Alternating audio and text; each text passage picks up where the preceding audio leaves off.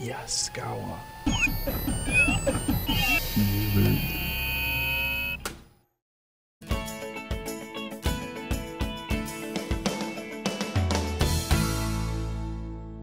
The Technical Training Department of Yaskawa America Incorporated presents Induction Motor Basics, understanding how an induction motor works.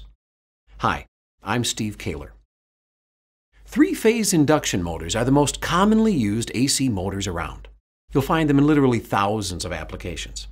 With the ability to produce a lot of torque, three-phase induction motors typically power large industrial machines used for product manufacturing, processing, and other applications. Their simple construction, relative low cost, and low maintenance are the main reasons for their popularity. In this program, we're going to look at how an induction motor works and provide you with some basic information on the induction process.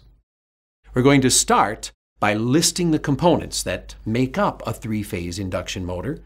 Then, to help you understand how they all work together and the role that each component plays, we'll review the theories of induction and electromagnetism. Next, we'll explain the difference between synchronous speed and rated speed, how the number of poles affect the stator and rotor, and discuss speed-torque curves. We'll define and compare NEMA motor designs, then take a look at the information that is typically found on an induction motor nameplate and explain what each specification means. And finally, we'll take a look at the various types of motor enclosures. Now, at the end of each section, we are going to ask you some questions to review the points that we have covered. Oh, one note before we start. In many applications, the speed of a three-phase induction motor is often controlled by a variable frequency drive. The information we present today will give you a good understanding of three-phase induction motors and prepare you for the next video in our series titled Variable Frequency Drive Basics. Let's get started.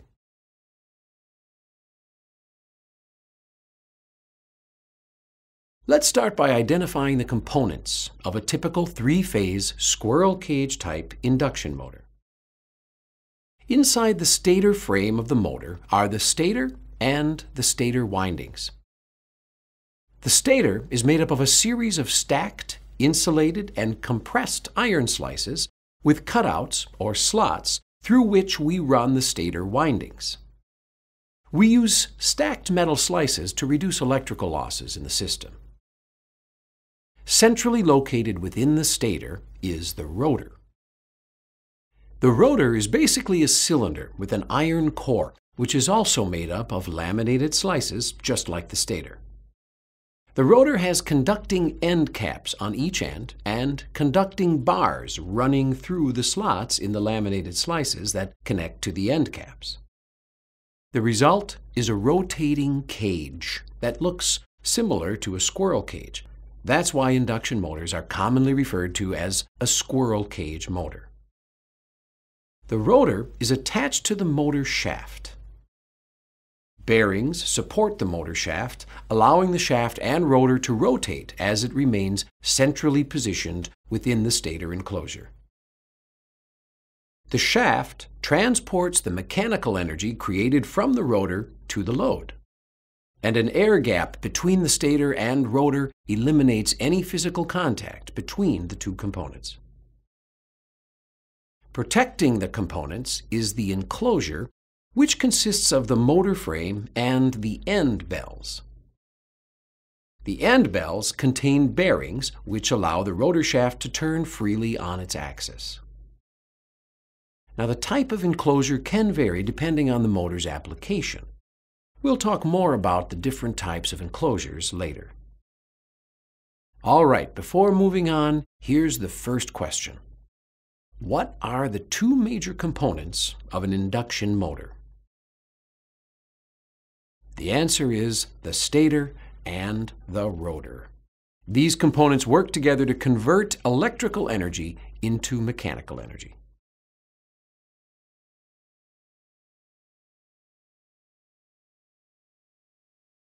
In this next section, we'll talk about how these two components interact with each other to create electromagnetic induction. We'll start with a definition. So, what is electromagnetic induction?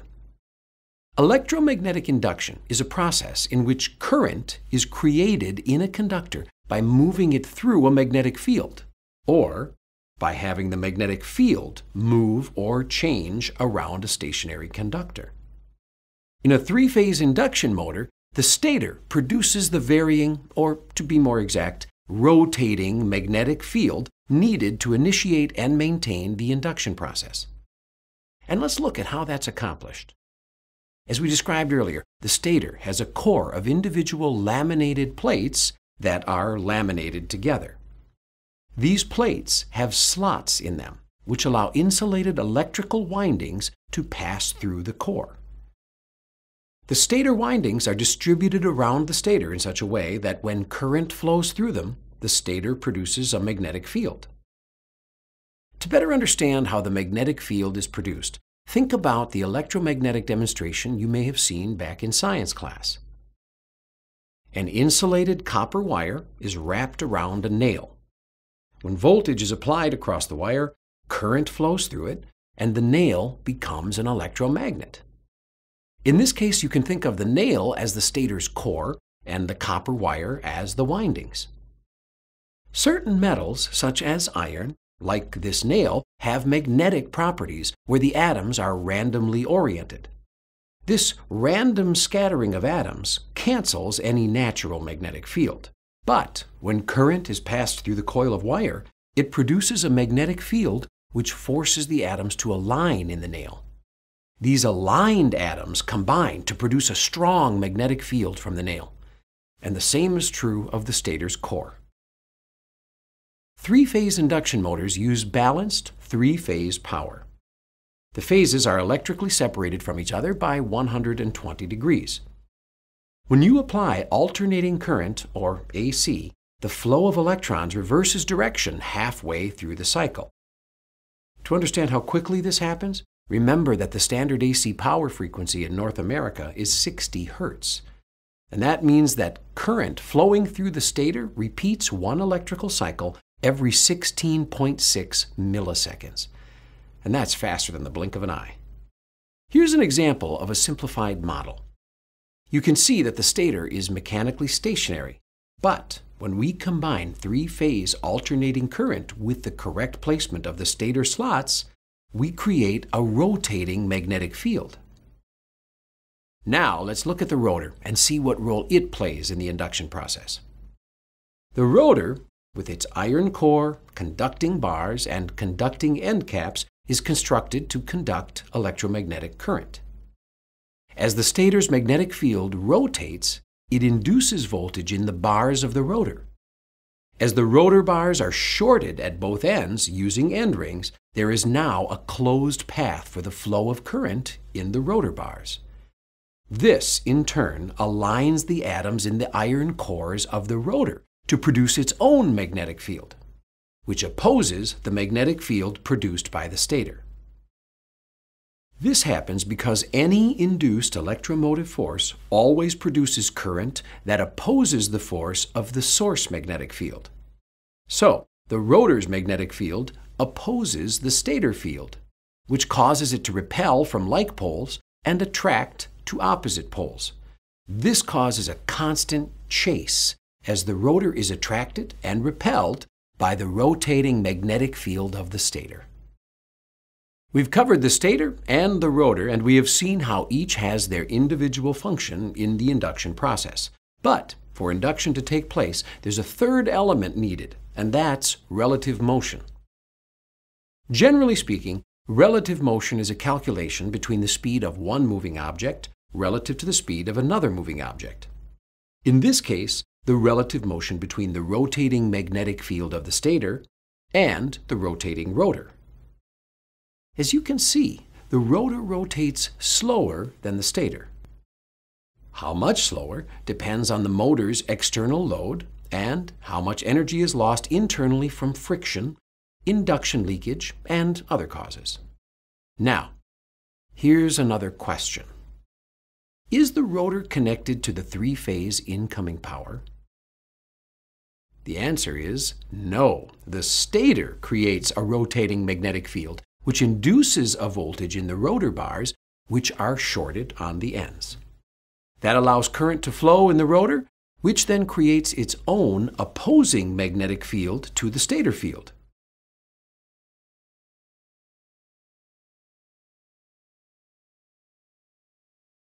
The difference between the speed of the magnetic field and the speed of the rotor is called slip. To help you understand slip, let's take a moment to define some terms that you'll need to know as we move forward. The speed of the rotating magnetic field in the stator is called synchronous speed. You can calculate synchronous or sync speed by using the formula 120 times F over P, where F is the frequency of the AC power supplied and P is the number of motor poles. We'll talk about motor poles in a second. So, with some simple math, you can see that a 4-pole motor connected to a 60 Hz power source would have a sync speed of 1800 RPM. The mechanical speed of the rotor is called the rated speed. A rated speed is based off a motor's rated load. You can usually find the value for the rated speed on the motor's nameplate, indicating the general speed of the rotor at a rated load. Using our previous example of a 4-pole motor running on a 60 Hz supply, the rated speed would normally be between 1725 and 1750 RPM. So, as you can see, with AC induction motors, the rotor always rotates slower than the magnetic field of the stator. The difference between the sync speed of the stator's rotating magnetic field and the mechanical speed of the rotor is called slip. The amount of slip depends on the amount of the motor's load. The greater the load on the motor, the slower the rotor turns in relationship to the stator's rotating magnetic field. The more this difference increases, the more slip increases. To illustrate slip, pay attention to what happens to the speed of the motor as the load is increased and decreased. You can see that as the motor load increases, the mechanical speed of the motor decreases. And as the load is decreased, the speed increases. This increase and decrease in motor speed due to load is called slip. Well, let's take a moment to review. Now, here's another question. Is the rotor's speed the same as the stator's rotating magnetic field speed? No. The rotor's speed is always slower than the rotating magnetic field of the stator in a positive torque application. If both were traveling at the same speed, there would be no induction and the rotor would not be able to create a magnetic field.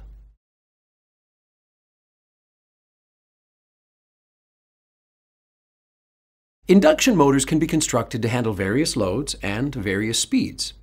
One way is to change the number of poles in the stator. You can increase or decrease torque by adding or subtracting the number of poles in the stator. The more poles there are, the slower the magnetic field rotates. Using the sync speed formula, we can explain why that is true. Revolutions per minute equals F, which is the motor's supply frequency in Hertz, times 120 divided by the number of poles. So, say you have a 2-pole motor powered at 60 Hertz. 60 times 120 equals 7,200. 7,200 divided by the number of poles, in this case 2, shows us that the stator's magnetic field will rotate at 3,600 revolutions per minute. But what happens to the motor's synchronous speed if we add more poles? If, like the example just given, the motor is powered at 60 Hertz and we have 6 poles instead of 2, the synchronous speed produced by the stator decreases to 1,200 RPM. You can see by this table that sync speed decreases as you increase the number of poles.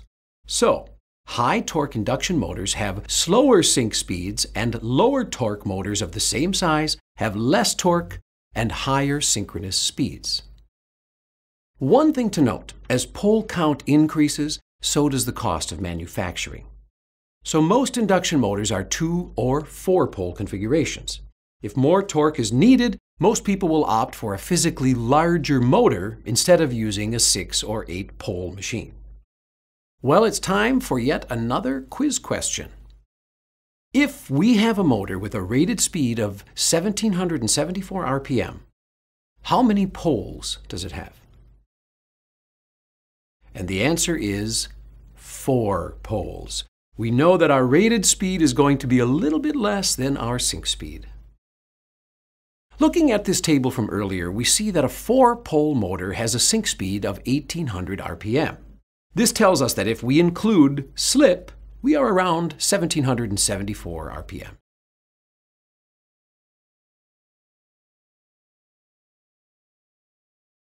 In this next section, we'll discuss speed-torque curves and what they mean. Induction motors are used to produce work or to complete a physical task. As they work, induction motors use electrical energy to produce the torque needed to accomplish that task. A speed-torque curve shows you how the torque produced by an induction motor varies throughout the different phases of its operation. Starting torque is the amount of torque an induction motor produces as it ramps up from a standstill.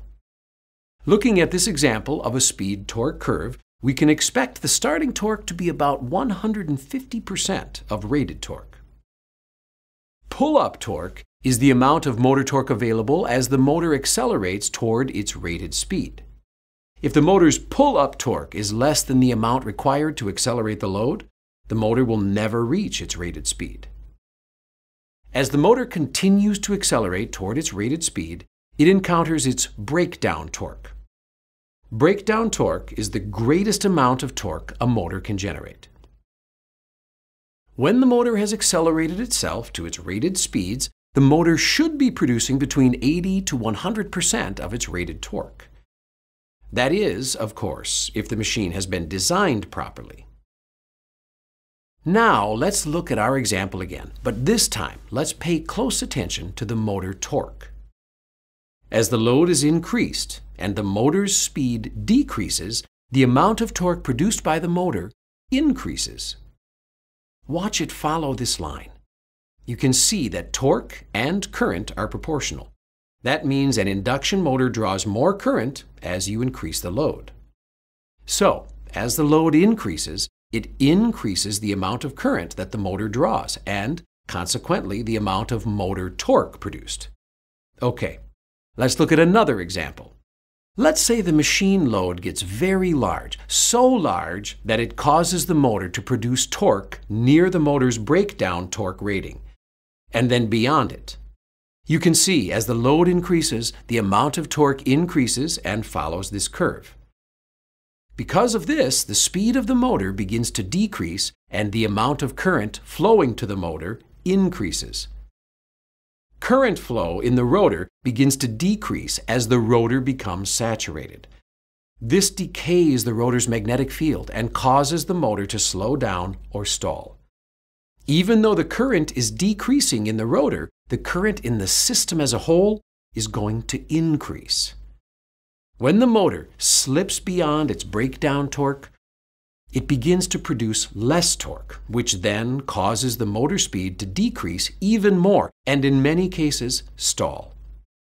This situation usually results in damage to the motor if left in this state due to overheating of the stator. Though typically there's an overload relay that will protect the motor from damage. Well, here comes another quiz question. If we look at the speed-torque curve, at what point is the torque at its maximum? Did you come up with breakdown torque? I hope you did, as breakdown torque is the greatest amount of torque a motor can generate.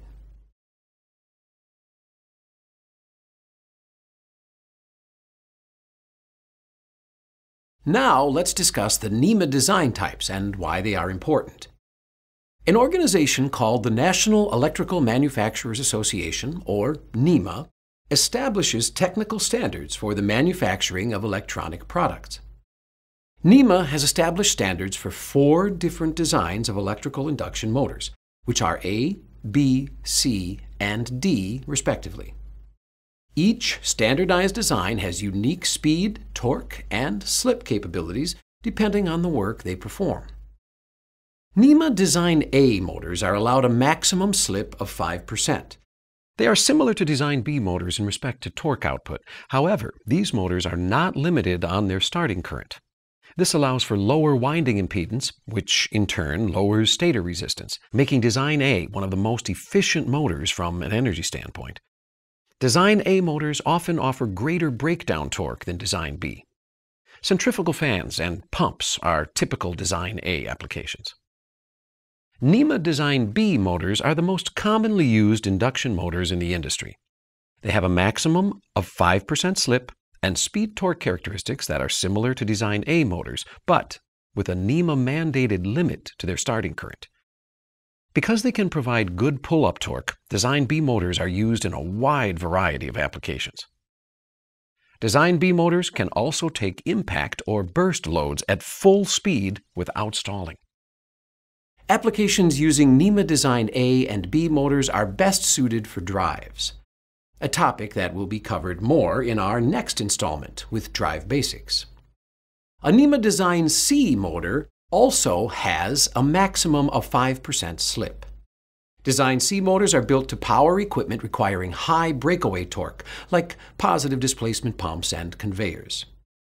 Similar to Design C motors, a NEMA Design D motor is a squirrel cage motor designed with a maximum slip of 5 to 13%, low starting current to withstand full voltage starting, and very high locked rotor torque.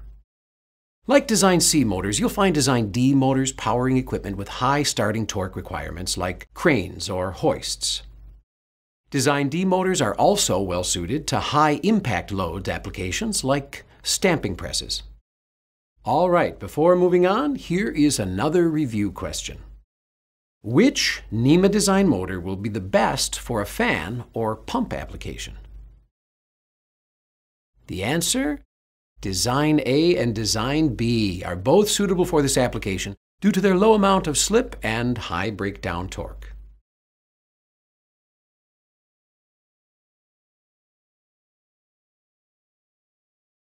In this next section, we will give you an understanding of the information on an induction motor nameplate. In North America, NEMA also establishes the standards for the information provided on the nameplate. This information is vital to determining the motor's characteristics. Let's look at a typical nameplate. Horsepower is a measure of the motor's mechanical output rating and its ability to deliver the needed torque for the required load and at the rated speed. You can calculate horsepower by multiplying the motor's speed times the amount of torque in foot-pounds and then dividing that sum by 5,252. Torque is a measure of the turning or twisting force supplied by the motor to the load. To calculate torque in foot-pounds, multiply horsepower times 5,252, which is a constant obtained by dividing 33,000 by 2 pi, and then dividing that number by revolutions per minute, or RPM. Motor-rated voltage is the optimal performing voltage of the motor. Because line voltage fluctuates, motors are rated with a 10% tolerance above or below the rated voltage shown on the nameplate. Motor-rated current, which is listed on the nameplate as FLA for full load amps, is the amount of amperage the motor needs when it is operating at full load torque and horsepower. The motor-rated frequency is the frequency at which the motor is designed to operate. In North America, the rated frequency is 60 Hz. Some motors are designed to work with a variable frequency drive, or VFD. They are rated to run at different frequencies. Motor-rated speed, or full load RPM, is the approximate RPM at which the rotor is rotating when the motor is operating under full load. Motor-rated speed is expressed in revolutions per minute. Motor poles indicates the number of poles inside the stator of a three-phase motor. Motor phase is the number of AC power lines supplying the motor. Of course, with a three-phase motor, there are 3 power lines. The NEMA design letter indicates the motor's NEMA design type, either A, B, C, or D. The letter designation describes the motor's torque and current characteristics. Insulation is crucial in an induction motor. The insulation class describes the thermal tolerance of the motor windings. The letter indicates the motor winding's ability to withstand operating temperatures for specific lengths of time. Motors controlled with a variable frequency drive and/or motors that run at lower speeds usually have a higher insulation class. Service factor represents the percentage of overloading a motor can handle over short periods when operating at rated voltage and frequency. The frame size describes the mounting dimensions, including the foot-hole mounting pattern and shaft dimensions. Now it's time for a question on nameplates. What is usually given on the motor nameplate, synchronous speed or the rated speed? Rated speed is usually given for a motor. With this, we know how fast the shaft is spinning at the rated load and can easily figure out the synchronous speed if needed.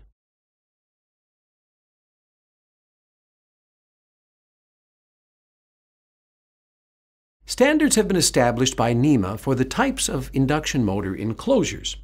The standards are based on the motor's use and are designated on the nameplate as ENCL. An open drip-proof, or ODP, enclosure is typically used for indoor applications.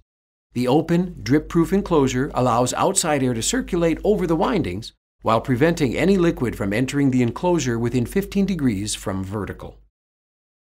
A totally enclosed, non-ventilated, or TENV enclosure uses cooling fins to dissipate heat instead of a fan or vent opening. They're designed for installation indoor or outdoor in dirty and/or slightly damp conditions. A totally enclosed fan-cooled, or TEFC enclosure is cooled by a motor shaft connected to an exterior fan. Though they're not waterproof, TEFC enclosures are used outdoors in dirty locations.